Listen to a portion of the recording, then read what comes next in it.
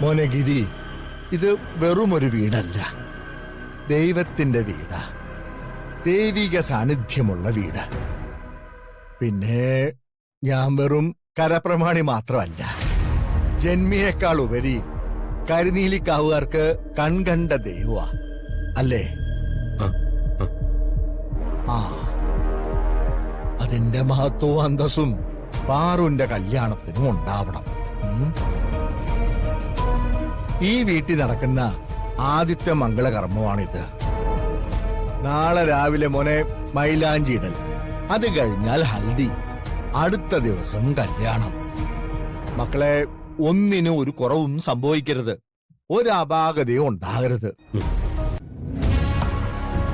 കോടിക്കണക്കിന് രൂപ ചെലവാക്കി കൊട്ടാരം പണിഞ്ഞാലും അതിനടച്ചുറപ്പില്ലെങ്കിൽ അതിനകത്ത് കള്ളന്മാര് കയറും, ശരിയല്ലേ?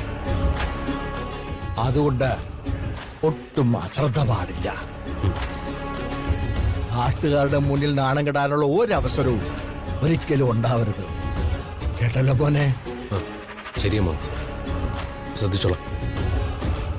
ആ മോനെ ഗിരി, പിന്നെ ഭക്ഷണത്തിന്റെ കാര്യത്തിലൊരു ശ്രദ്ധ വേണം.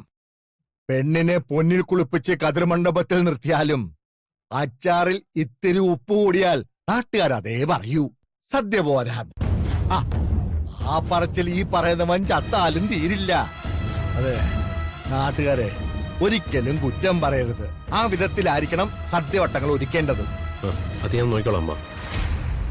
ആ പിന്നെ അതെ, ഇന്ദ്രനും കുടുംബത്തിനും അവന്റെ ആൾക്കാർക്ക് വേണ്ടി നമ്മള് ടൗണിലെ ഒരു ഹോട്ടൽ ഞാൻ ബുക്ക് ചെയ്തിട്ടുണ്ട്. അല്ല, തലേന്ന് അവരെത്തും. ഹൽദിക്കും കല്യാണത്തിനും പങ്കെടുക്കാൻ അവർക്കതാ സൗകര്യം.